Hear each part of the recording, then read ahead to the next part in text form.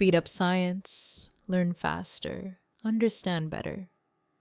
Why does a massive ship float while a tiny coin sinks? Let's uncover the science behind upthrust. Imagine dropping a stone into water, it sinks immediately. Now imagine placing a huge wooden log or even a gigantic ship into the same water. It floats. How is that possible?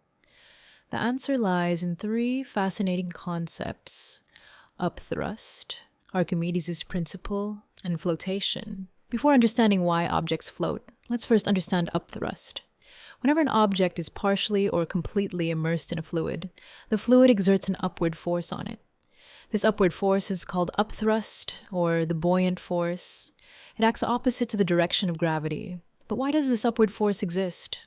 Remember that pressure in a fluid increases with depth. The bottom surface of an immersed object experiences greater pressure than the top surface. This pressure difference creates a net upward force called upthrust. You can even feel this yourself. Lift a heavy bucket of water, now place the same object completely inside the water. It suddenly feels lighter. The object has not lost its weight. Instead, the water is pushing it upward with an upthrust. The amount of upthrust depends on how much fluid the object displaces. The greater the volume of fluid displaced, the greater the buoyant force.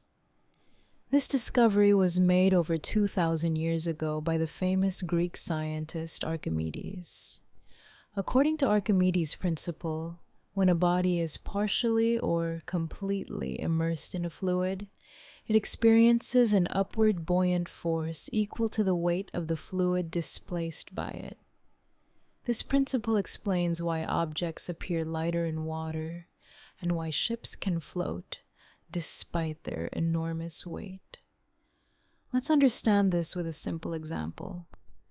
Suppose you place a solid metal block into water. The block pushes some water aside. This is called displacing water. The displaced water has its own weight. That weight becomes the upward buoyant force acting on the block. Now comes the important question.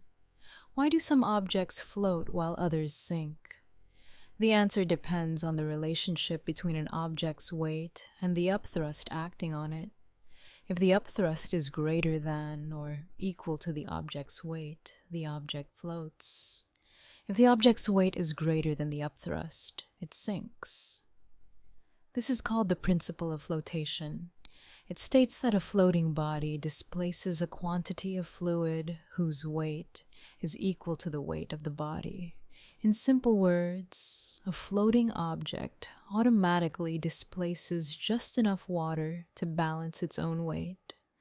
Now, think about a ship. Although it is made of steel, its hollow structure contains a large volume of air.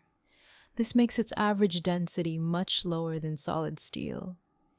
The ship displaces a huge amount of water, producing enough upthrust to support its enormous weight.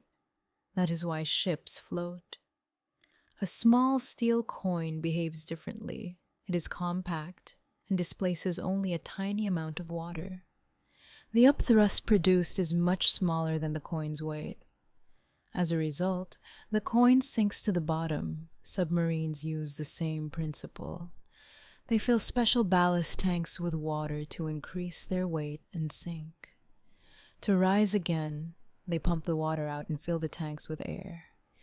This reduces their average density and increases their ability to float.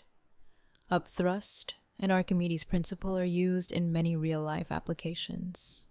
Ships and boats, submarines, hydrometers for measuring liquid density, life jackets, hot air balloons. Even fish control their depth in water using swim bladders based on buoyancy. Let's quickly revise. Upthrust is the upward force exerted by a fluid. Archimedes' Principle states that the buoyant force equals the weight of the displaced fluid. An object floats when the buoyant force balances its weight. Quick quiz. Which will float more easily in water, a hollow steel bowl or a solid steel ball? Comment your answer below. Thanks for watching and keep learning with Speed Up Science. Speed Up Science, learn faster, understand better.